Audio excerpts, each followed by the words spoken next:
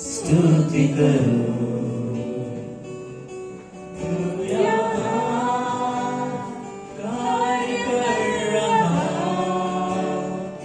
तेरी स्तुति करो, स्तुति करो। तू यहाँ चल फिर रहा, तेरी स्तुति करो, स्तुति करो। तू यहाँ कार्य कर रहा, तेरी स्तुति करो, स्तुति करो।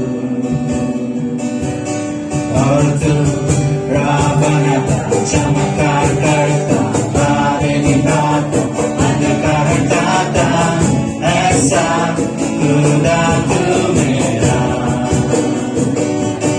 और तू राह बनाता, चमत्कार करता, बारे निभाता, अंधकार हटाता, ऐसा खुदा तू मेरा। तू यहाँ हर दिल को छू रहा, तेरी स्तुति करूं, स्तुति करूं। तू यहाँ चंगा कर रहा, तेरी स्तुति करूं, स्तुति करूं। तू यहाँ जीवन बदल रहा, तेरी स्तुति करूं, स्तुति करूं। तू यहाँ हर दिल को छू रहा, तेरी स्तुति करूं, स्तुति करूं। और तू राह बनाता, चमत्कार करता, बादल निभाता, अंधकार हटाता, ऐसा खुदा तू मेरा। और तू राह बनाता, चमत्कार करता, बादल निभाता, अंधकार हटाता, ऐसा खुदा तू मेरा, खुदा तू मेरा, खुदा तू मेरा, खुदा तू मेरा, खुदा तू मेरा। कुछ भी ना दिखे पर तू कर रहा, ना समझू बताए तू कर रहा। तू कभी ना रुकता, तू कभी ना रुकता। कुछ भी ना दिखे पर तू कर रहा, ना समझू बताए तू कर रहा। तू कभी ना रुकता, तू कभी ना रुकता। कुछ भी ना दिखे पर तू कर रहा, ना समझू बताए तू कर रहा। तू कभी ना रुकता, तू कभी ना रुकता। राह बनाता, चमत्कार करता, बादल निभाता, अंधकार हटाता, ऐसा खुदा तू मेरा। You are waymaker, miracle worker, promise keeper, light in the darkness.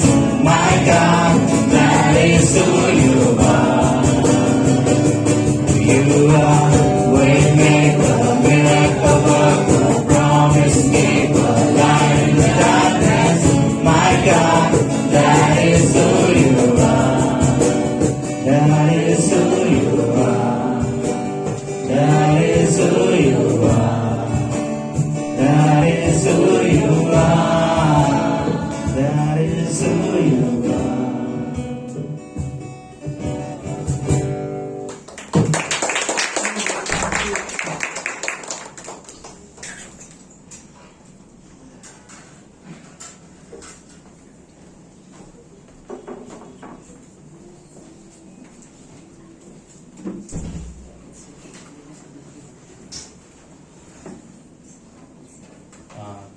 कुछ छोटे से समय के लिए एक वचन जो आपके सामने रखना चाहूंगा।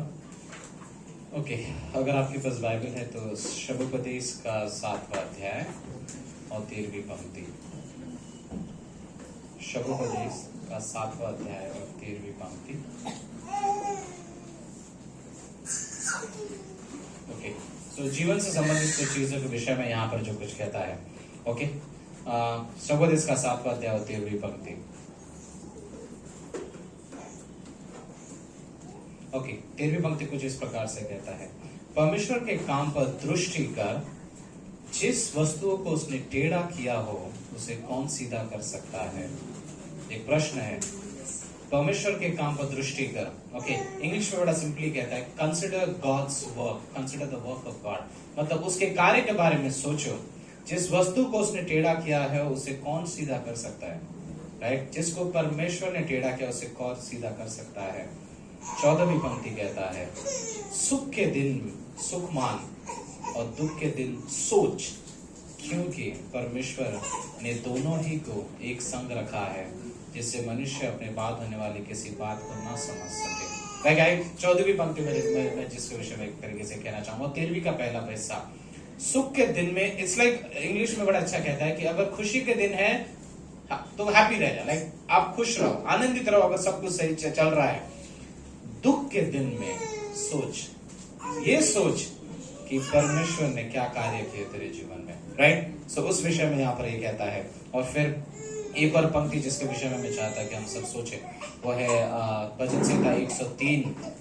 ओके, दाऊद का एक भजन है। जस्ट कुछ पंक्तियों के विषय में जब एक एक पंक्ति जब मैं कुछ करना चाहूंगा इसमें से, सिर्फ सिंपल सा वचन है भजन संहिता 103 में, हे मेरे मन यहोवा को धन्य कह। हम इस वचन से परिचित हैं, और जो कुछ मुझ में है उसके नाम को धन्य कहा। फिर से कहता है दूसरे पंक्ति में, हे मेरे मन यहोवा को धन्य कहा, और फिर कहता है उसे किसी उपकार को ना भूलना। राइट, आइए हम प्रार्थना करते हैं। परमेश्वर धन्यवाद देते हैं इन वचनों के लिए। धन्यवाद कि आपने अपने वचन में हमारे लिए बहुत कुछ रख छोड़ा है। परमेश्वर, हमारे कानों को खोल, हमारे हृदय को खोल। उस पवित्र आत्मा जिस तरीके से हमारे अगुवाई कर रहा है समय में, वो गीतों के लिए धन्यवाद गॉड। राह बनाते हो, चमत्कार आप करते हो गॉड। सच में गॉड आप बहुत अद्भुत परमेश्वर, हम आपकी उपासना करते हैं। हम धन्य है परमेश्वर कि आप हमारे परमेश्वर हो। इस समय को आप आशीषित करना, यीशु मसीह के नाम से मांगते हैं, आमेन आमेन। सो जो पहली पंक्ति जिस तरीके से जो मैंने पढ़ा, ओके, पहले जो अंग्रेजी में बड़ा सुनने में बड़ा अच्छा लगता है, consider the work of God, परमेश्वर के कार्यों के विषय में सोचो।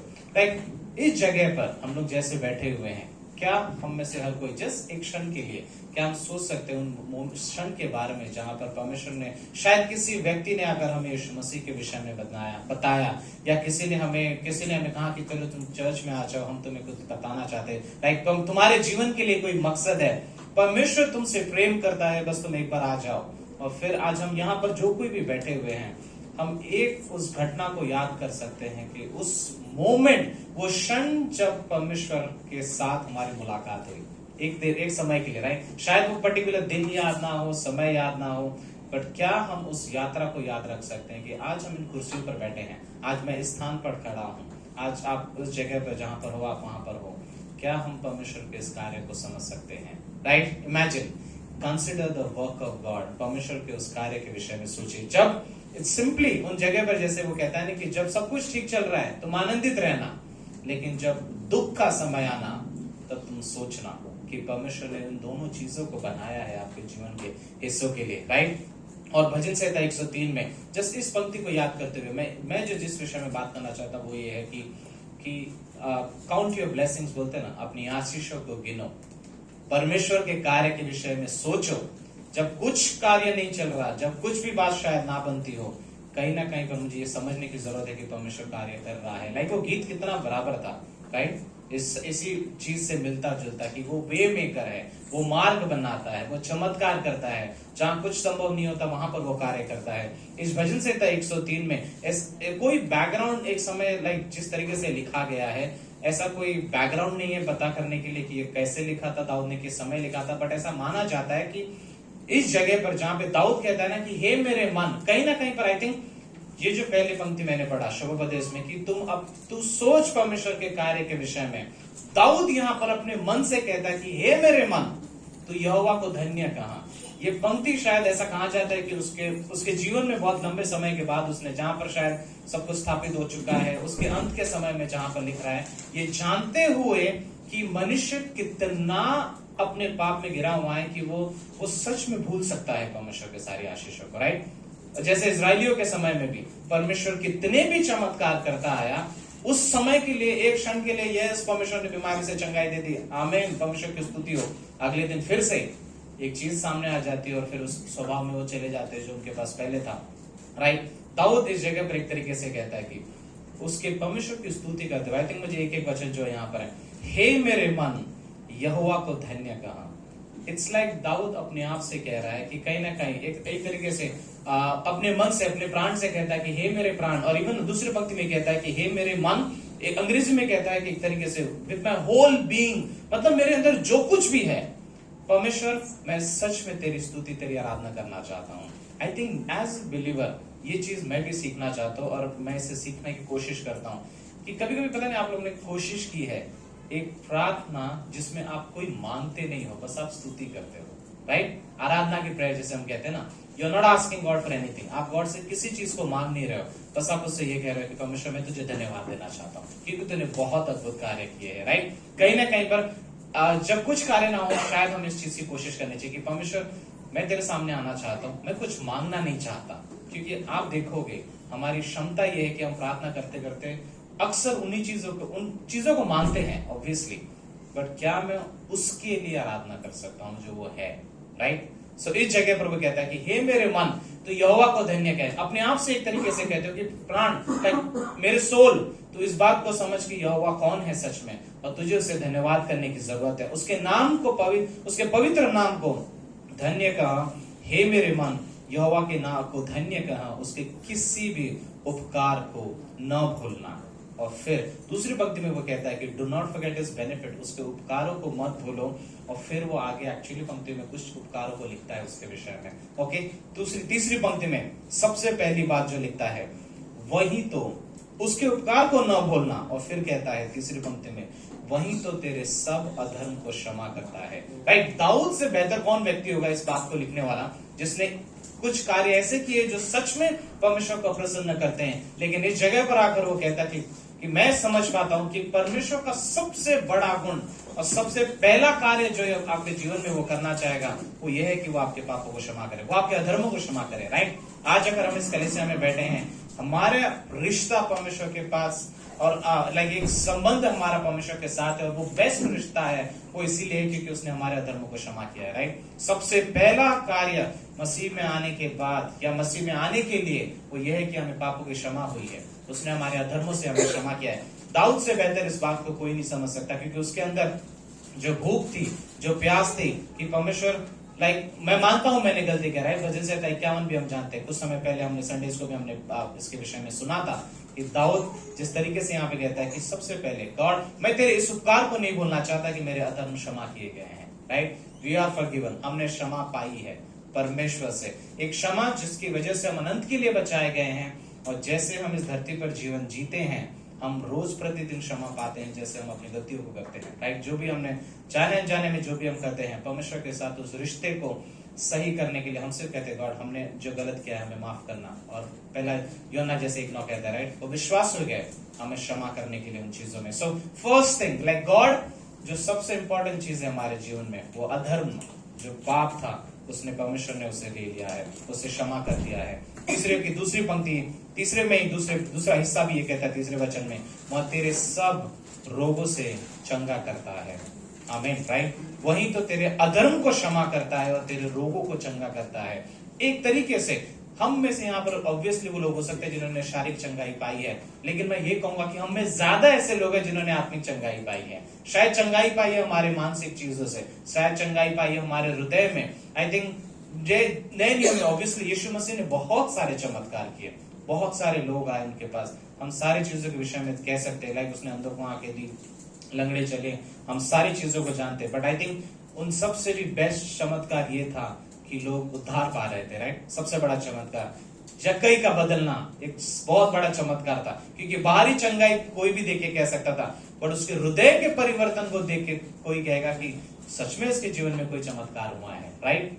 वो चंगाई जो वो परमेश्वर हमारे जीवन में करता है, वो हमारे सारे रोगों से चंगा करता है। चौथी पंक्ति ये कहता है कि वही तो तेरे प्राण को नष्ट होने से बचा लेता है और तेरे सिर पर करुणा और दया का मुकुट बांधता है। आई थिंक इन चीजों के विषय में हम लोग और बातें कर सकते हैं, बट जो मैं जिस विषय में जैसे सोच रहा था कि राइट, परमेश्वर कि तुम उसके किसी उपकार को न भूलना, और फिर यहाँ पर जो कहता है कि अधर्म का क्षमा करता है, पहली हमारे रोगों से हमारी चंगाई करता है। हम शायद इस बात को ना जान सके, जैसे जो गीत था ना, भले ही मैं ना देख सकता हूँ फिर भी तू कार्य कर रहा है, राइट। हमारे जीवन में जैसे जैसे हम परमेश्वर के साथ समय बिताते हैं, इस जगह पर आते हैं, वचनों को सुनते हैं, वो कार्य कर रहा है, वो चंगाइयां दे रहा है, शायद हमारे हृदय में, हमारे मनों में जो कोई भी चीज है, लेकिन हम इस चीज से जानते हैं कि परमेश्वर हमारे जीवन में चंगाई करता है, राइट। कहीं ना कहीं पर इवन आने वाले पंक्तियों में भी बहुत सारी चीजें हैं, आप इस पूरे अध्याय को एक्चुअली पढ़ सकते हो।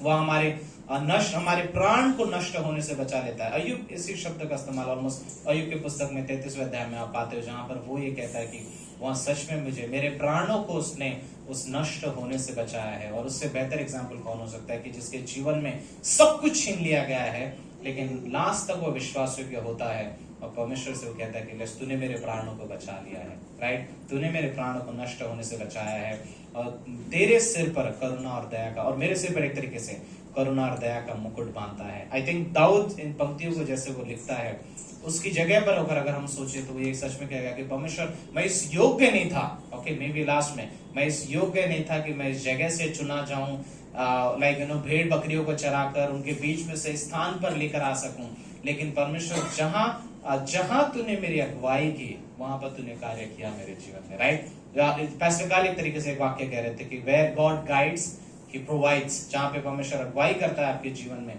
वहां पे वो चीजें करता भी है, और फिर जहां पे वो होते ना विजन देता है, वहां पे वो प्रोविजन भी करता है। जहां पे परमेश्वर आपको दर्शन देता है वो कार्य करता है। बट कहीं ना कहीं पर इन रोजमर्रा की जिंदगी में जब हम जाते हैं, आई थिंक एक सेवकाई करने वाले एक व्यक्ति ने इस तरीके से लिखा था, वो कहता है कि उसके जीवन में कुछ तकलीफें चल रही थी, कलीसिया में कुछ प्रॉब्लम है, उसके परिवार में भी कुछ इश्यूज चल रहे हैं, हेल्थ का भी इश्यूज हैं। कहीं ना कहीं पर होता है, पता है, एक समय आता है जहां पर आप सारी चीजों से घिर जाते हो, तकलीफों से, और आपको लगता है कि कुछ नहीं हो रहा है। वो बाइबल ओपन करने की कोशिश करता है और बाइबल पढ़ने की कोशिश करता है, तो कॉन्सेंट्रेट नहीं कर पा रहा है, वो ध्यान नहीं लगा पा रहा है। फिर वो बंद करता है, फिर वो करता है कि मैं क्या करूं, मैं कुछ चीजें करने की कोशिश करता है, किसी को फोन करने की कोशिश करता है, कुछ बातें करने की कोशिश करता है। लास्ट में जब वो ऑफिस में जाता है अपने, लाइक यू नो भटकता है, थोड़ा परेशान रहता है, जब अपने ऑफिस में एंटर करता है तो ऑफिस में एक छोटा सा बोर्ड लगा रहता है, और वहां पे लिखा रहता है इंग्लिश में, ट्राई थैंकिंग गॉड। लाइक आप सारी चीजें कर लो कोशिशें, बट वहां पे सिर्फ 3 शब्द लिखे थे, ट्राई थैंकिंग गॉड, कि तुम परमेश्वर को धन्यवाद करने की कोशिश करो एटलीस्ट। भले ही तुम्हें प्रार्थना के लिए शायद उस समय में तुम्हारा मन शांत ना हो, बट क्या हम आराधना की प्रार्थना कर सकते? क्या मैं ऐसा कह सकता हूँ कि गॉड मुझे तेरे उपकार को नहीं भूलना है, लाइक राइट। जहां कहीं भी परमेश्वर का आपको लगता है कि मुझे उत्तर नहीं मिल रहा है, मुझे मेरे जीवन में शायद चीजें नहीं हो रही है, क्यों ना हम एक कलम ले ले, एक चीजें ले ले, और हम कहें कि परमेश्वर तेरे उपकारों को लिखना सिखा मुझे, राइट। मुझे काउंट करना सिखाओ आपके ब्लेसिंग्स। इफिसियों का 1 अध्याय अगर हमें लाइक उसके उसमें हमारे विषय में लिखा गया है कि हम हर आत्मिक आशीषों से परिपूर्ण किए गए हैं लास्ट में, but this is what it is. Charles Stanley इस तरीके से कहते हैं कि तुम जब भी निराश हो, जब भी तुम्हें ऐसा लगता है, तुम अपने आशीषों को गिनो, तुम अपने आशीषों को के विषय में सोचो कि परमेश्वर ने क्या कार्य किया है, कंसिडर हिज वर्क, उसके कार्य के बारे में सोचो, और फिर उन वचनों को पढ़ो। फिर भी तुम्हें तकलीफ होती है, वचनों को फिर से पढ़ो और उसमें विश्वास मिलाओ। It's like read but this time believe. पढ़ो बट पढ़ने के साथ विश्वास भी करो, परमेश्वर तुम्हारे जीवन में बहुत अद्भुत कार्य करेगा, right. So count your blessings. हमें अपने आशीषों को गिनने की जरूरत है कहीं ना कहीं पर, और ये बात याद रखने की जरूरत है कि राइट, हम अपने आप से कह सकते हैं कि जब भी इश्यूज हो, गॉड मैं अपने मन से अपने आप से कहना चाहता हूँ कि डोंट फॉरगेट, मत भूलो उसके उपकारों को, उसके बेनिफिट को, उसके कार्य को जो हमारे जीवन में वो करता है। आमीन आमीन।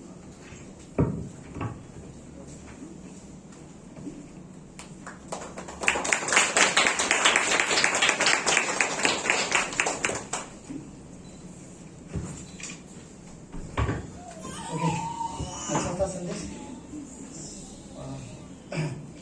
ओके लेट्स 2 मिनट, 1-2 मिनट हम सब अपनी आंखें बंद करते हैं और जस्ट प्रे करते हैं। आपको लगता है कोई चीज के लिए आपको धन्यवाद देना चाहिए, या प्रार्थना करनी चाहिए, या परमेश्वर से बात करनी चाहिए, या मांगना चाहिए, या आप चाहते हो परमेश्वर आपको चंगाई दे, शारीरिक, मानसिक, कोई भी चीज, या आपको लगता है कि आपका रिश्ता अभी भी परमेश्वर के साथ वैसे नहीं जैसे होना चाहिए, तो आप प्रार्थना कर सकते हो। ये 2 मिनट लेट्स हम हमारे और परमेश्वर के रिश्ते के लिए प्रार्थना करते रहे। तो हर कोई आपके लिए प्रार्थना कर सकता है, लेकिन ये सबसे अच्छी बात है कि आप खुद प्रार्थना करो। ओके लेट्स अगले 2 मिनट हम प्रेयर करते हैं।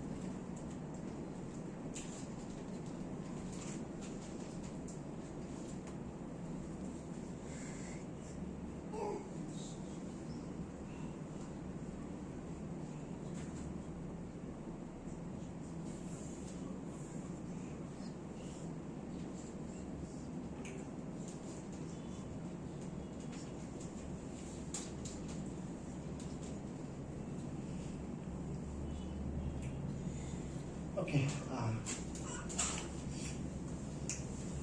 हम अपनी जगह पे खड़े होते हैं। उत्पत्ति का किताब उसका 22वां अध्याय,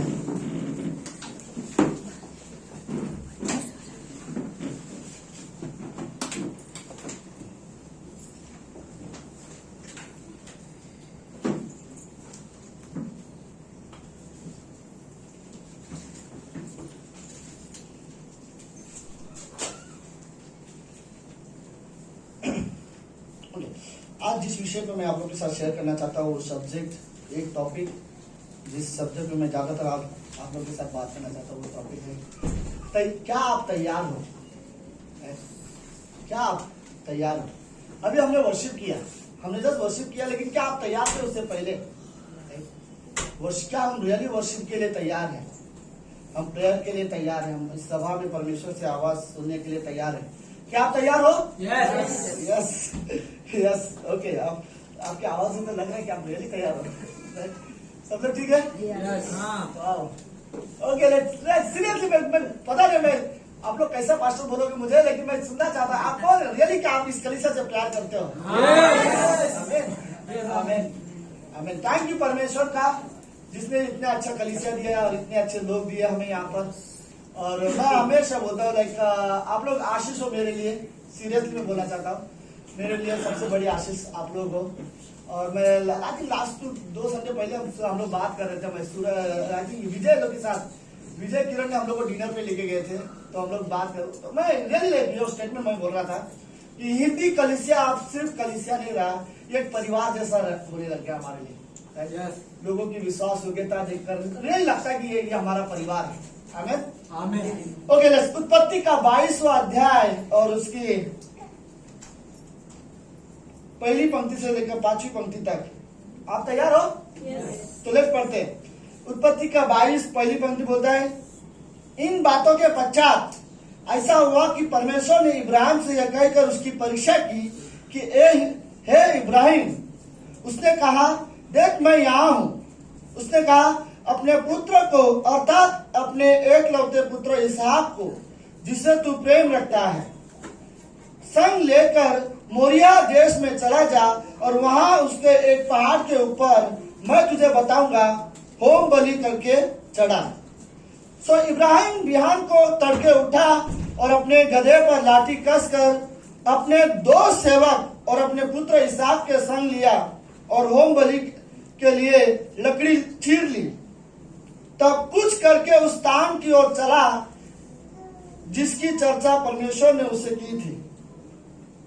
चौथी पंक्ति, तीसरे दिन अब्राहम ने आंखें उठाकर उस स्थान को देखा, जो उस स्थान को दूर से देखा, और उसने अपने सेवकों से कहा, गधे के पास यहीं पर ठहरे रहो, यह लड़का और मैं वहां तक जाकर और दंडवत करके, एक्चुअली दंडवत है लेकिन रियल ट्रांसलेशन आराधना है वहां पर शब्द, और आराधना करके तुम्हारे पास लौट आएंगे।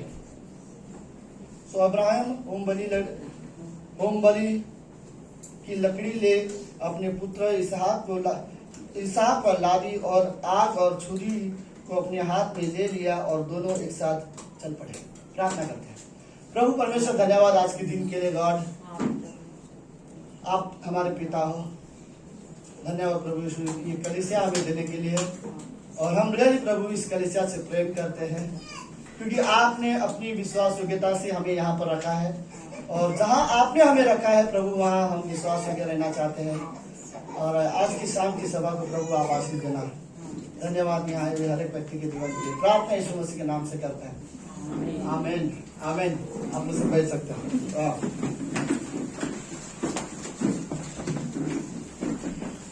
ओके, सब लोग तैयार हो?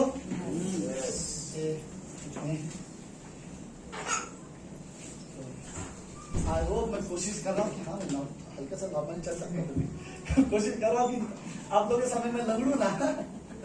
ओके, चलो मूसा ने उत्पत्ति का किताब लिखा, लेकिन इस किताब में 22वें अध्याय में मूसा ने खाली एक कहानी लिखी है। आप सब लोग है?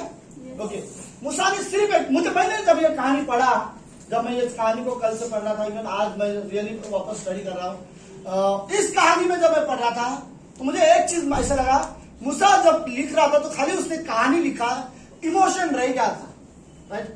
उस व्यक्ति के अब्राहम का स्टोरी लिख दिया, लेकिन अब्राहम की दर्द को छुपा रहा है इस कहानी में। लेकिन वो दर्द आपको सीरियसली दिखाई देगी अगर उसके बारे में आप सोचो तो, मनन करोगे तो, राइट? क्योंकि उस कहानी में मुझे अब्राहम पढ़ते समय बड़ा इजी लगा कि परमेश्वर ने कहा अब्राहम अपने बेटे को लेके जा और उसे बलि चढ़ा, होम बलि करके परमेश्वर को भेंट दे, मुझे भेंट दे जिससे तू प्रेम करता है। और बाइबल पढ़ते समय ऐसा लगता है ओके, अब्राहम सवेरे उठा, उसने अपने बेटे को लेके गया और उसने अपने बेटे को अगले दिन बलि चढ़ाने के लिए तैयार किया। अपने दास को बोला तुम दोनों यहाँ पे रुको, हम ऊपर पहाड़ के ऊंचाई जाएंगे, अब बाप बेटे ऊपर जाएंगे और हम वहां पर आराधना करेंगे और फिर हम नीचे आ जाएंगे, राइट? और फिर वहां पे गया, वो छुरा उठा मारने जा रहा है और परमेश्वर को दिया, अब्राहम रुक जा, अपने बेटे को कोई हानि मत दिखा। इस कहानी में अब्राहम का दर्द तो नहीं दिखाई दे रहा है, लेकिन एक्चुअली में क्या हुआ रहेगा आप सब लोग है सुनो। एक्चुअली में जब परमेश्वर ने कहा होगा अब्राहम तुझे अपने बेटे को होम बलि करके चढ़ाना है, यानी उसे मारना है छुरा से, शायद अब्राहम बोलता है परमेश्वर अगर ये बीमारी से मरता एक बार मैं सह लेता, अगर इसे मेरे आंखें बंद करता और आप इसे ले लेते तो भी शायद एक बार चल जाता। लेकिन प्रभु आप क्या बोलना चाहते हो कि अपने हाथों से छुरा लेके मारूं? Seriously, right? कभी कभी परमेश्वर की आज्ञा इतनी सीरियस हो सकती है, हमें नहीं पता, राइट? और फिर भी हमें अपने आप को परमेश्वर के लिए तैयार रखना है। अब्राहम रियली तैयार था, लेकिन तैयार था, वो परमेश्वर के आज्ञा मानने के लिए तैयार था, परमेश्वर को भेंट देने के लिए तैयार था, अपने बेटे को बलि चढ़ाने के लिए तैयार था। लेकिन उस रात में क्या हुआ रहेगा? अब्राहम पूरी रात में तैयारी कर रहा होगा, छुरे की तैयारी कर रहा होगा जिससे उसे मारना है। जो भी थैली में वो चक्कू डाल रहा होगा, उसके दिमाग में आता रहेगा मेरा एक ही बेटा है, 100 साल की उम्र में मुझे परमेश्वर ने ये बेटा दिया, परमेश्वर उसे मांग रहा है, राइट? फिर अब्राहम रियली सोच रहा है क्या सच में परमेश्वर इसे मांगना चाहता है? और फिर रात भर उसकी पत्नी को वो नहीं बता रहा है मैं कहाँ जाने वाला हूँ अपने बेटे को लेकर, क्योंकि उसकी पत्नी उसको नहीं जाने देगी, डेफिनेटली नहीं जाने देगी। अब्राहम तेरा परमेश्वर का वादा, तेरा तुम देखो मैं मेरे बेटे को नहीं भेजूंगी। लेकिन अब्राहम ने अपने बेटे को, अपनी पत्नी को भी नहीं बताया। मुझे नहीं पता क्या अब्राहम रात को सोया होगा, क्या वो रियली बेचैनी हुआ रहेगा कि अगले दिन मुझे अपने बेटे को मारना है? क्या अब्राहम सीरियसली सोच रहा है? पता नहीं। क्या अब्राहम इतना लाइटली खाना खाया और सो गया रहेगा? मुझे नहीं लगता।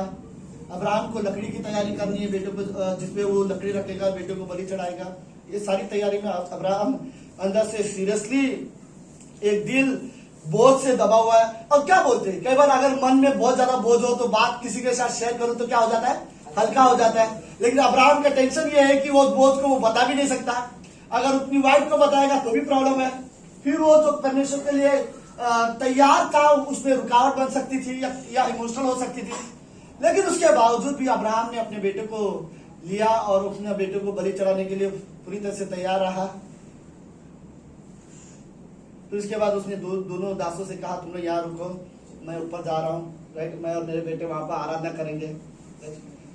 क्या अब्राहम इस बात को मानता था कि ये जो भेंट चढ़ा रहा हूं, अगर मुझे उसे मारना भी पड़े तो ये भी मेरे लिए आराधना है? मुझे लगता है सिर्फ इससे बड़ी आराधना मुझे बाइबल में नहीं देखी। जब मैंने ये कहानी पढ़ा, नहीं है बाइबल में आराधना इससे बड़ी आराधना है। लोगों ने गीत गाए हैं, वर्शिप किए हैं, बहुत अच्छे अच्छे परमेश्वर की वर्शिप की है, लेकिन आप पूरा बाइबल खोलो, मुझे इससे बड़ा आराधना बाइबल में नहीं दिखा कि अब्राहम अपने बेटे को वेदी में रखने के लिए तैयार था। परमेश्वर अगर तुझे भेंट देना है और मुझे अपने बेटे को तेरे लिए देना है तो मैं तैयार हूं। आई थिंक मुझे नहीं पता अब्राहम उस कहानी में क्या लिखा हुआ है, तेरा बेटा जिससे तू प्रेम करता है उसे मेरे लिए बलि चढ़ा। क्या पॉसिबल है? ओके, मुझे नहीं पता, बेटा ही नहीं, लेकिन परमेश्वर बोल सकता है आप जिससे प्रेम करते हो वो परमेश्वर के लिए दे दो, और तभी हम परमेश्वर को बोल सके परमेश्वर हाँ मैं रियली तैयार हूं। और अब्राहम रियली तैयार था। अब इमेजिन करो, क्या क्या प्रैक्टिकली क्या रियली ये सच है? क्या ये पॉसिबल है कि हम एक बच्चे को रियली अपने बच्चे को रियली बलि में रखेंगे और परमेश्वर के लिए मारने के लिए तैयार होंगे? हम डेफिनेटली नहीं, लेकिन पता नहीं, बट मैंने ये कहानी पढ़ा, मुझे ऐसा लगा कि अब्राहम ने उस समय जो शब्द का अपने दासों से हम आराधना करने ऊपर आ रहे हैं, अब्राहम इससे बड़ी आराधना नहीं है बाइबल में, राइट? तू सच में विश्वास का पिता है। परमेश्वर ने तुझे ऐसे ही नहीं कहा कि तू विश्वास का पिता कहलाएगा, तू सच में विश्वास का पिता है। तू अपने बेटे को बलि चढ़ाने के लिए तैयार हुआ, ये तेरे लिए आराधना है। आज्ञा मानना तेरे लिए आराधना है। हम तो कभी कभी छोटी छोटी चीजें भी अपने लिए छोड़ने के लिए तैयार नहीं होते हैं, राइट? और कुछ चीजों से हम बड़े आसानी से कैद बन जाते हैं। हमें लगता है कि छोटी छोटी आदतें भी हम परमेश्वर के लिए नहीं छोड़ सकते कभी कभी, तो राइट है कुछ कमजोरियां हमारे आदतों में, हमारे चाल चलन में है कुछ कमजोरियां। हम परमेश्वर से प्रेम करते, ऐसा नहीं कि हम परमेश्वर से प्रेम नहीं करते, लेकिन कुछ कमजोरियां हमारे पीठ पीछे है जो हम करते हैं और जो प्रभु में सही नहीं है, ये भी हम जानते हैं। लेकिन अब्राहम उससे बड़ी आराधना कर रहा था। मैं सीरियसली कहना चाहता हूँ, सुनो, अगर ये छोटी छोटी चीजें हैं जो आपके अंदर आदतों के द्वारा है और वो आपके लिए रुकावट है, अगर वो भी आप परमेश्वर के लिए छोड़ रहे हो ना, वो भी आराधना है। अगर आपने परमेश्वर के लिए लेट्स मुझे नहीं पता, बट कमेंट के लिए बोलना चाहूंगा, मैसेज के लिए मैं बोलना चाहूंगा, अगर कोई व्यक्ति सिगरेट छोड़ रहा है प्रभु के लिए, यह आराधना है, राइट? अगर वो प्रभु के लिए छोड़ रहा है तो। अगर किसी ने गाली देना छोड़ दिया है और वो बदला है तो यह प्रभु के लिए आराधना है, राइट? अगर किसी ने बुरे रास्ते से बदली किया है, अपनी बुराई की आदत उसने छोड़ा है, प्रभु के लिए छोड़ा है, कोई किसी इंसान की कमेंट की कोई जरूरत नहीं हमें, राइट? अगर प्रभु के लिए आप छोड़ रहे हो तो यह आराधना है आपकी, राइट? यह भी एक तरह की आराधना है। और अब्राहम उस समय रियली तैयार था अपने बेटे को लेकर, और उसने अपने बेटे को लेके जाके आखिर में वेदी में रखा भी, राइट? लेकिन इस पूरी कहानी में अगर मैं वहां पर होता तो मैं अब्राहम से एक ही सवाल पूछता, तू कैसे तैयार हुआ, राइट? तो ये बात मानने के लिए तैयार कैसे रहा कि तू अपने बेटे को परमेश्वर के लिए चढ़ाने के लिए जा रहा है? तू तैयार कैसे हुआ, राइट? इसका मतलब रियली आप जानते हो आपके विश्वास के बारे में, अपना विश्वास आप जानते हो, बट मैं ये वर्ड बोलूंगा, आपको सच में लगता है कि आप ऐसे विश्वासी हो कि आप परमेश्वर के लिए तैयार हो? क्या आपको रियली ऐसा लगता है? अगर अभी भी कुछ छोटी छोटी चीजें हैं तो परमेश्वर की आराधना आप कर सकते हो, राइट? वो चीजें परमेश्वर के लिए छोड़कर, लेकिन आपको रियली यह लगता है कि आप रियली परमेश्वर के लिए तैयार हो? आपको लगता है जब आराधना होती है तो आप तैयार थे, आप तैयार होकर आराधना करते हो? आपको लगता है जब आप प्रार्थना करते हो तो आप सच में तैयार होकर प्रार्थना करते हो? जस्ट ऐसा नहीं कि क्रिश्चियन लोग प्रार्थना करते तो मैं भी प्रार्थना करता हूं, नहीं। क्या आप दिल से परमेश्वर से बात करने के लिए तैयार हो? क्या आप रियली तैयार हो? क्या आप अपने आप को रियली तैयार करते हो? क्या आप यीशु मसीह का सेवक बनने के लिए तैयार हो? क्या सेवा करने के लिए आप रियली तैयार हो? क्या आपने मन में रियली कभी कहा कि मैं तैयार हूं परमेश्वर आपकी सेवा करने के लिए, जो मुझे हो पाएगा आपके लिए करना, मैं रियली करने के लिए तैयार हूं? ओके, क्या आप आज्ञा मानने के लिए तैयार हो? अब्राहम, तू इतनी बड़ी आज्ञा कैसे मान सकता है, राइट? परमेश्वर ने बोला तुझे एक बेटा, तेरा एक बेटा है जो 100 साल के बाद बड़ी मुश्किल से तुझे मिला, 100 साल की उम्र में तुझे मिला, और तू वो प्रभु को देने के लिए तैयार हो गया, राइट? और वो तैयार था। मुझे लगा, मुझे इस संदेश से ऐसा लग रहा है कि तैयार होना ना होना ये मेरी जिम्मेदारी है। अगर आप प्रभु के लिए तैयार हो तो आप जिम्मेदार हो, कोई और नहीं। अगर आप प्रभु के लिए तैयार नहीं हो तो सिर्फ आप जिम्मेदार हो, किसी और पर ब्लेम नहीं कर सकते आप, राइट। अगर हो तो यह आपको क्रेडिट जाएगा, राइट। प्रभु आपको बोलेगा शाबाश मेरे विश्वास वगैरह, किसी और को नहीं, राइट। अगर नहीं हो तो प्रभु आप से सवाल पूछेगा। देखो स्वर्ग में परमेश्वर हमसे कई सारे सवाल पूछेंगे न्याय के समय में। एक बार हर विश्वासी को जो सवाल मुझे परमेश्वर स्वर्ग में पूछेगा, एक बार मुझे इस धरती पर सोचने की जरूरत है, राइट। और मैं उस सवाल का जवाब देने के लिए इस धरती पर तैयार होना चाहता हूँ। और फिर मैं ये सवाल पूछूंगा, अगर परमेश्वर के सामने यदि आपको खड़ा होना पड़े, क्या आप तैयार हो? मुझे नहीं पता, मैं एज अ पास्टर भले मिनिस्ट्री करता हूँ, बट पिछले 12 साल से as a pastor Hindi church में पास्टरी कर रहा हूँ, आज भी मुझे थोड़ा थोड़ा सा डर लगता है, क्या मैं प्रभु के सामने खड़ा होने के लिए रियली तैयार हूँ क्या? मैं इतना घमंड से इतना नहीं बोल सकता, क्योंकि मुझे पता है यीशु मसीह वापस आने वाला है, राइट। मुझे हमेशा ये लाइन पसंद है। याद है यीशु मसीह जब स्वर्ग में जा रहा था और सारे लोग लगातार देखे जा रहे थे और सडनली बादल आ गया, फिर दिख नहीं रहा है, फिर भी लोग देख रहे हैं यीशु मसीह कहाँ है, शायद दिख जाए, छोटा सा तारा की जितना दिख जाए, और लोग कंटिन्यू दिख रहे हैं लेकिन कुछ नहीं दिख रहा है। और उतने में बाजू में स्वर्गदूत आके उनसे कहा, तुम क्या देख रहे हो? क्या तुम्हें नहीं पता जिस तरह से तुम उसे स्वर्ग में जाते हुए देखे हो उसी तरह से वो वापस आने वाला है।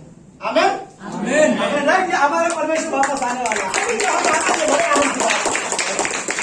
ओके, लेकिन सुनो, मैंने बहुत बार हिंदी कलीसिया में हमेशा ये लाइन बोला है, मैं आज भी बोलना चाहूंगा, यीशु मसीह वापस आने वाला है, क्या आप तैयार हो? यीशु मसीह वापस आने वाला है, आप क्या करते हुए पाए जाना चाहते हो? पैसे कमाते हुए पाए जाना चाहते हो? बुरा नहीं है, जरूर करना चाहिए, राइट। यीशु मसीह वापस आने वाला है, राइट। मैं नहीं चाहता कि उस समय में मैं संसार में कहीं खोया रहूं, राइट। मैंने प्रार्थना करना छोड़ा, उस समय में आए जब मैंने प्रार्थना करना छोड़ दिया, चर्च जाना छोड़ दिया, परमेश्वर के साथ समय बिताना छोड़ दिया, संसार की किसी और चीज को मैंने ज्यादा इंपॉर्टेंस देना शुरू कर दिया, और फिर सडनली प्रभु आ जाए, राइट। मैं ये सच में नहीं चाहता। यीशु मसीह वापस आने वाला है। आप अपने बारे में सोचो, दूसरे के बारे में नहीं सोचो, राइट। मैं मेरे बारे में सोचता इस कमरे में, यीशु मसीह वापस आने वाला है, मैं क्या करते हुए पाया जाना चाहता हूँ? इस दुनिया के कोने में कहीं भी रहो, बस प्रभु की सेवा करते हुए पाया जाना चाहता हूँ, राइट। यीशु मसीह रियली आने वाला, क्या आप तैयार हो? राइट। हर चीज के लिए एक तैयारी की जरूरत होती है इस दुनिया में, बेस्ट हर चीज की तैयारी है। चर्च में आने से तैयारी, शादी में तैयारी, डिटेल्स होते हैं, बच्चों के एजुकेशन के लिए तैयारी, पढ़ाई की तैयारी, एग्जाम की तैयारी, राइट। लेकिन बेस्ट तैयारी यही है कि तुम परमेश्वर के सामने खड़े होने के लिए अपने आप को तैयार रखो, राइट। जब कभी प्रभु आए, जब कभी हम उसके सामने खड़े होंगे, राइट, हम तैयार रहे परमेश्वर के सामने खड़े होने के लिए, राइट। आई थिंक ये तैयारी हमारी जिम्मेदारी। बाइबल में कुछ लोग हैं जिनके कैरेक्टर मुझे पसंद है, जो रियली तैयार थे। ओके, लेट्स मैं कुछ मिस ना कर दूं तो मैं प्लस देख के बात कर सकते हैं। ओके, हन्ना तैयार थी अपने बेटे को प्रभु को देने के लिए। इतनी आसान नहीं था, राइट। 2 साल का बेटा जिसने दो साल का बच्चा जिसने दूध पीना छोड़ दिया, फिर अगले दिन वो जाके परमेश्वर के मंदिर में जाके उसे दे दिए, राइट। और वो तैयार थी, ऐसा वो इमोशनल नहीं थी, वो दुख भी नहीं थी, ऐसा भी नहीं था कि उसका मन नहीं कर रहा था, वो पूरी तरह से तैयार थी। उसने जिस दिन उसका बच्चा हुआ, उसके पति ने कहा चल जाते हैं परमेश्वर की महिमा करने के लिए, आराधना करने के लिए। उसने बोला मैं नहीं जाऊंगी, जब मेरा बेटा जब तक दूध पिएगा तब तक मैं नहीं जाऊंगी, जिस दिन ये दूध पीना छोड़ देगा उस दिन मैं जाऊंगी और अपने बेटे को परमेश्वर के लिए हमेशा के लिए दे दूंगी, कि वो हमेशा के लिए वो परमेश्वर की सेवा करे। उसके बाद वो बहुत अच्छा नबी बना, राइट। लेकिन हन्ना तैयार थी अपने बेटे को देने के लिए। रुत तैयार थी नाओमी के साथ जाने के लिए, राइट। नाओमी और ओरपा दोनों रुत के साथ जा रही थी, लेकिन बीच में कुछ ऐसी बात कही नाओमी ने, तब उसने देखा कि ओरपा तैयार नहीं थी। एक्चुअली वो जस्ट सास से इसलिए जा रही थी, लेकिन अंदर से तैयार नहीं थी। जब उसे ऑप्शन मिला तो वो चली गई, राइट। लेकिन रुत पूरी तरह से तैयार थी। उसका बाइबल में लिखा, पढ़ना, नाओमी ने देखा कि रुत जाने के लिए तैयार है तो उसने उसे अपने साथ लेके गई, राइट, क्योंकि वो तैयार थी। आई थिंक ये तैयारी होना जरूरी। ओके, याद है वो विधवा स्त्री जिसने 2 सिक्के डाले ऑफरिंग में, लेकिन वो तैयार थी, राइट। कुछ नहीं है मेरे पास सिर्फ 2 सिक्के हैं और इसके अलावा पैसा ही नहीं है, खाने के लिए तक कुछ नहीं है और सिर्फ 2 सिक्के हैं। लेकिन जब परमेश्वर के भवन में आए हो, वो 2 सिक्के डालने के लिए तैयार थे, राइट। वो सोच सकती थी 2 ही सिक्के हैं, चलो 1 डाल देती हूँ, 1 मैं अपने लिए रख देती हूँ, लेकिन नहीं, वो रियली पर तैयार थे। आज मैं बिलीव करता हूँ कि हम प्रभु के लिए जो भी भेंट देते हैं या ऑफरिंग देते हैं, हम तैयार थे, राइट, कि हम ये डिसाइड करते प्रभु हम आपकी सेवा के लिए दे रहे हैं, और अंदर से हम जानते कि हम तैयार थे, राइट। ओके, याद है पहले राजा की कहानी में और एक विधवा स्त्री है जिसने कहा कि उसका बेटा और वो आखिरी रोटी उसके घर में बनेगा, मुट्ठी भर आटा है और क्या कुप्पी भर तेल है, वो वर्ड नहीं मिल रहा था मुझे, राइट। और उसके बाद कुछ नहीं है, अकाल है, खाने के लिए कुछ नहीं होगा, ये आखिरी रोटी हम खाएंगे, उसके बाद मैं और बेटा मेरा बेटा हम मर जाएंगे, हमारे पास उसके बाद कुछ भी नहीं है, राइट। लेकिन एलिया ने क्या कहा, जा तू पहले मेरे लिए उसका रोटी बना के ला। ओके, वहां पे बाइबल में पढ़ना कोई कुड़कुड़ाना नहीं है, कोई रिग्रेट बोलते, कोई अफसोस नहीं है, खुशी खुशी जाती है और उसके लिए पहला रोटी बना के ला के देती है, राइट। वो तैयार थे, राइट। उस समय में वो उसको रोटी बनाने के लिए तैयार थे। शद्रक मेशक अबेदनगो एकदम से तैयार थे, राइट। वो लोग पूरी तरह से तैयार थे, परमेश्वर का छोड़ किसी के लिए आराधना करेंगे, वो लोग तैयार थे, राइट। और उस समय उन्हें आग में डाल दिया गया, फिर भी वो लोग तैयार थे। आप यहां डालो, हम यहां जाने के लिए तैयार हैं, लेकिन हम परमेश्वर को छोड़ने के लिए तैयार नहीं। परमेश्वर के अलावा किसी और की आराधना हम करें, हम तैयार नहीं है। ओके, सुनो, मैं सीरियसली वो वर्ड बोलना चाहूंगा इस कमरे में, कि जीवन में कभी भी कोई भी प्रॉब्लम आए, कोई भी परेशानी आए, कोई आपको कुछ भी बोले, आप हमेशा तैयार रहो ये बोलने के लिए कि यीशु मसीह मेरा उद्धार करता है, उसके अलावा कोई नहीं, उसके अलावा हम किसी को नहीं मानते। आई थिंक रियली हम स्ट्रांगली बोल सकते। इस एरा में मुझे किसी का अपमान नहीं करना है, कौन क्या करते क्या नहीं, मैं दिल से किसी का अपमान नहीं करता, लेकिन मैं क्या बिलीव करता हूँ मैं बताना चाहता हूँ। किसी के बहकाव में आकर नेगेटिव बातें बोलकर छोड़ दो, तुम्हें नहीं जाना चाहिए, मैं वहां पर खड़ा रहकर बोल सकूं, नहीं, राइट। मैं यीशु मसीह पर बिलीव करता हूँ। कुछ चीजें जो यीशु मसीह को महिमा नहीं देती, वो चीजें मैं नहीं करूंगा, राइट। और हम उस चीज के लिए लोगों को तैयार होने की जरूरत है, राइट, कि लोग तैयार होकर बोल सके। तो मुझे एक चीज रियली लाइक अब्राहम, वहां पर दो चीजें मैंने रियली अच्छा लग रहा था। पहली बात तो अब्राहम ने उस कमरे में, उस पहाड़ में जैसी आराधना की वैसी आराधना कोई नहीं था, राइट। अब्राहम ने सबसे अच्छी आराधना कर रहा था। आई थिंक ये आराधना है कि अब्राहम बोल रहे मैं परमेश्वर की आराधना करके आ रहा हूँ। क्या आराधना थी? परमेश्वर ने जो आज्ञा दिया वो मुझे मानने जा रहा हूँ, राइट। और वो अपने बेटे को लेके वहां पर जा रहा है, उसने लकड़ी लिया, अपने बेटे को लिया और फिर वो आपसे बलि चढ़ाने के लिए आगे जा रहा है, राइट। लेकिन इस कई बार अगर यह आराधना है कि कई बार मैं बहुत कोई चीज है जो मुझसे बहुत प्यारा है, लेकिन बहुत अगर प्रभु मांग रहा है तो लेट्स जाने दो, राइट। पास्टर शाला ने बड़ा अच्छा स्टेटमेंट कहा इस कॉन्फ्रेंस में, इसलिए बोलते परमेश्वर को छोड़कर कोई भी चीज को बोलते टाइट पकड़ के मत रखो, राइट। अगर कोई भी चीज है एक बार मेरे जीवन से उसे जाना पड़ेगा तो ठीक है, कोई बात नहीं, लेकिन एक चीज जिसको आपको हमेशा टाइट पकड़ना है और जिसको कोई भी छीन नहीं सकता, कोई आपके कभी भी आपके जीवन से वो ना जाए, तो मेरे और परमेश्वर के बीच का रिश्ता, राइट। आप परमेश्वर को छोड़ बाकी कोई भी चीज को ऐसे टाइट पकड़ के नहीं रख सकते कि नहीं मैं इसे नहीं खोना चाहता, मैं इसे नहीं जाने देता। अब्राहम अगर बोलता नहीं मुझे मेरे बेटे को नहीं देना है, मैं उसे नहीं खो सकता, मैं उसे बहुत प्यार करता हूँ, तो शायद वहां पर अब्राहम थोड़ी सी गलती कर लेता, लेकिन वो वहां पर रियली तैयार था। तो मुझे लगता है कि हमें रियली तैयार होने की जरूरत है। ओके, दूसरी चीज, हर विश्वासी को स्टैंड लेने के लिए तैयार रहना चाहिए। अगर यीशु मसीह विश्वास परमेश्वर है तो उसके लिए स्टैंड लो, राइट। पता है एलिया ने एक वर्ड सारे लोगों को बड़े अच्छा वर्ड्स कहता, राइट। तुम सुनो तो नहीं क्या वर्ड्स कहता, राइट, कि अगर बाल देवता परमेश्वर है तो उसकी उपासना करो, अगर यहोवा परमेश्वर है तो उसकी उपासना करो, तुम कब तक दो विचारों में लटके रहोगे, राइट। लेट्स स्टैंड लो। अगर तुम्हें लगता है यीशु मसीह उद्धार करता है तो खड़े रहो उसके साथ। तुम्हें लगता है उसके आज्ञा माननी चाहिए तो आपको उसके स्टैंड लेने की जरूरत है, राइट। कि कई बार हमें खड़े रहने की जरूरत है, हमें सीरियसली स्टैंड लेने की जरूरत है परमेश्वर के लिए। ओके, लेट्स आखिरी में मैं जस्ट दो पंक्ति पढ़ना चाहता हूँ, फिर उसके बाद हम खत्म करेंगे। मत्ती का 24वां अध्याय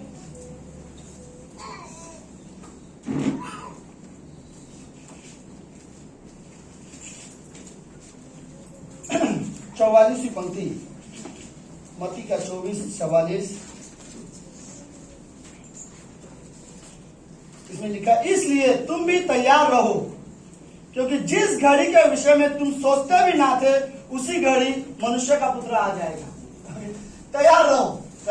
तुम्हें लगेगा परमेश्वर के लिए आने के लिए टाइम है, बाय द टाइम तुम जो चाहो वो कर सकते हो, लास्ट में तुम प्रभु से माफी मांग लोगे, राइट। और यहाँ पर बोलता है तैयार रहो। जिस दिन तुम सोचोगे कि नहीं आएगा, तुम्हें नहीं पता वो कभी भी आ सकता है, राइट। तो हमें रियली हमें तैयार रहना चाहिए। हमें प्रभु यीशु मसीह के लिए तैयार रहना है, राइट, और किसी के लिए नहीं। परमेश्वर की महिमा के लिए हमें तैयार रहना है, और सुसमाचार प्रचार के लिए हमें रियली तैयार रहना चाहिए। ओके, और एक पंक्ति है लास्ट में, पहला पत्रस उसका 3रा अध्याय,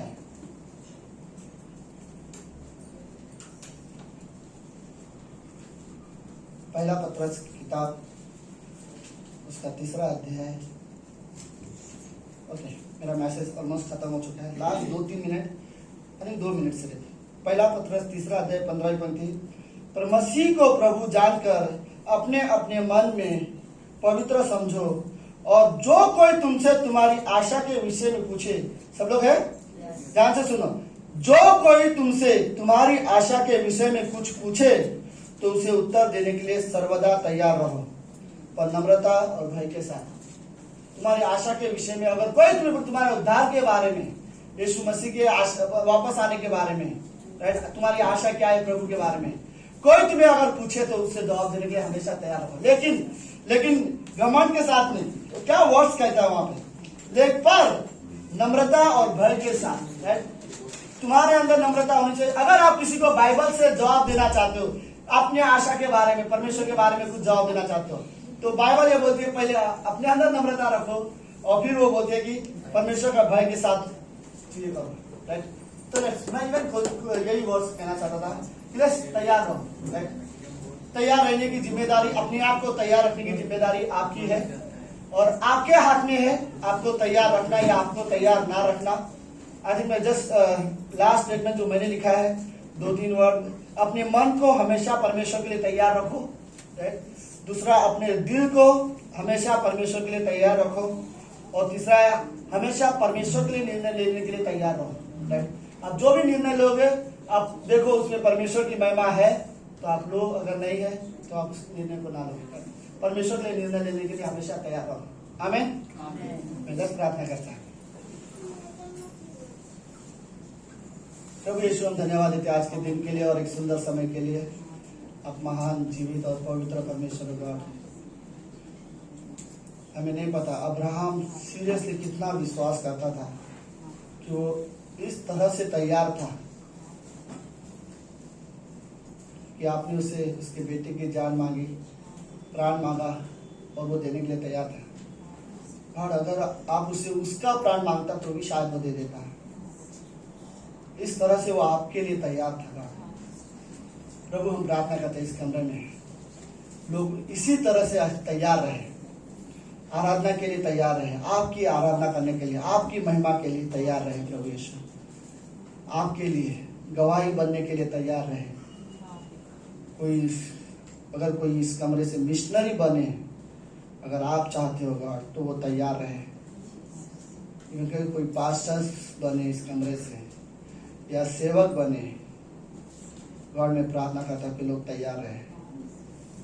अगर आप उन्हें इस्तेमाल करना चाहते हो प्रभु, उनके जीवन को आप इस्तेमाल करना चाहते हो इस कमरे में, हमारे जीवन को प्रभु आप इस्तेमाल करना चाहते हो आपकी महिमा के लिए, गॉड होने दो कि हम तैयार रहे।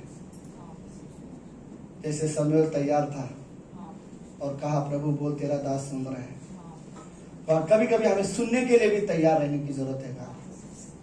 धन्यवाद पिता इस कलीसिया के लिए, धन्यवाद। हम आपसे रियली प्रेम करते हैं प्रभु, इसीलिए हम कलीसिया आते हैं, क्योंकि हम आपसे प्रेम करते हैं गॉड। हम रियली नहीं बोर नहीं हो सकते कलीसिया आने के लिए। हम नहीं बोल सकते कि आज बोर हो रहा है, हम थक गए। नहीं गॉड, हम रियली तैयार हैं आपके लिए। धन्यवाद प्रभु यीशु। ये प्रार्थना यीशु मसीह के नाम से करते हैं। आमेन, आमेन।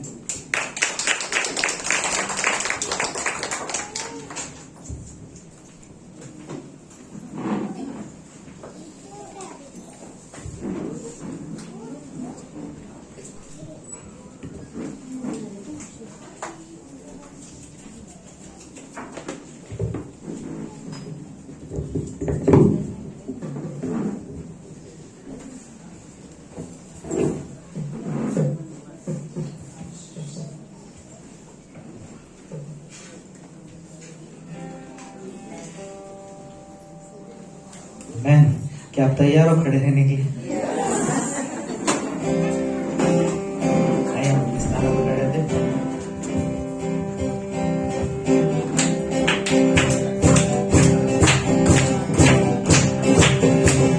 प्रार्थना करे, आराधना करे, वो अच्छा है, कितना भला है। प्रार्थना करे, आराधना करे, वो अच्छा है, कितना भला है। छुटकारा पाए हमेशा, हमेशा छुटकारा पाए हमेशा। छुटकारा पाए हमेशा, हमेशा छुटकारा पाए हमेशा। आराधना में है छुटकारा, आराधना में है चंगाई, आराधना में है छुटकारा, आराधना में है चंगाई। शरीर प्राण आत्मा में शांति आनंद देता है, ज्ञान से भी प्यारा प्रभु। शरीर प्राण आत्मा में शांति आनंद देता है, ज्ञान से भी प्यारा प्रभु। प्रार्थना करे, आराधना करे, वो अच्छा है, कितना भला है। प्रार्थना करे, आराधना करे, वो अच्छा है, कितना भला है। छुटकारा पाए हमेशा, हमेशा छुटकारा पाए हमेशा।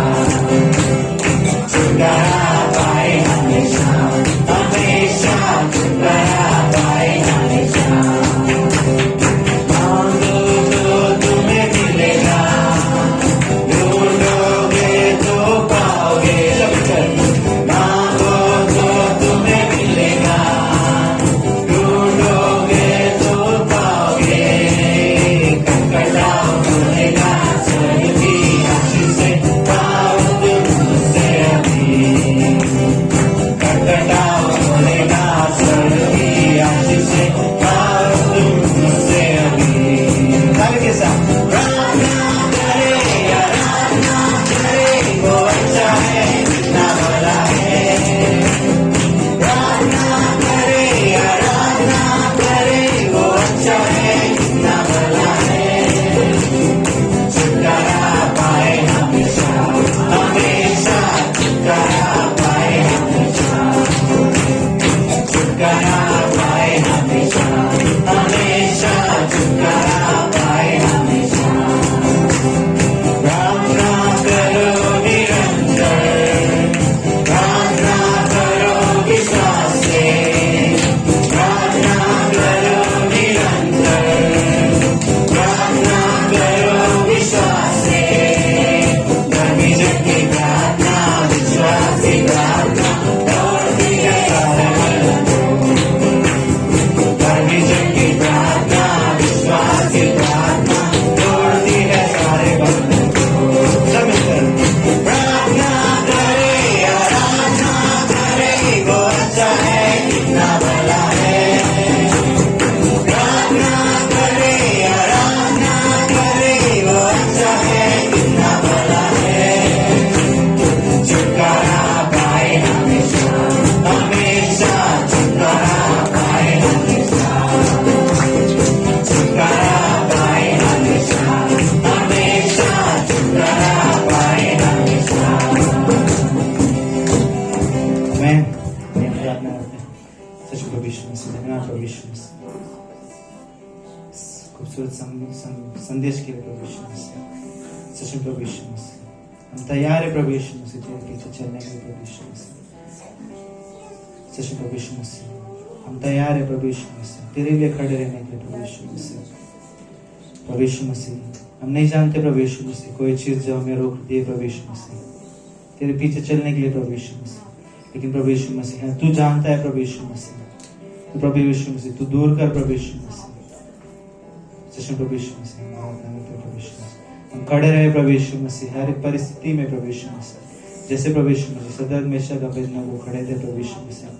प्रभु यीशु मसीह वो आग से नहीं डरे प्रभु यीशु मसीह, क्योंकि वो जानते थे प्रभु यीशु मसीह जिस पल वो मरेंगे वो तेरे पास खड़े रहेंगे प्रभु यीशु मसीह। वो तैयार थे प्रभु यीशु मसीह अपना जीवन देने के लिए प्रभु यीशु मसीह। हम भी प्रभु यीशु मसीह तैयार है प्रभु यीशु मसीह। तू प्रभु यीशु मसीह हमें मजबूत कर प्रभु यीशु मसीह तेरे वचनों में प्रभु यीशु मसीह। तेरे वचन को सीखने के लिए तैयार है प्रभु यीशु मसीह। सच में प्रभु यीशु मसीह धन्यवाद देते प्रभु यीशु मसीह। इस वचन को प्रभु यीशु मसीह हम मनन करे घर जाकर प्रभु यीशु मसीह। और प्रभु यीशु मसीह हम भूले नहीं प्रभु यीशु मसीह। हम तैयार खड़े रहे प्रभु यीशु मसीह तेरे लिए प्रभु। सच में प्रभु यीशु मसीह धन्यवाद देते। छोटी सी प्रार्थना तेरे नाम से मांगते हैं। आमीन।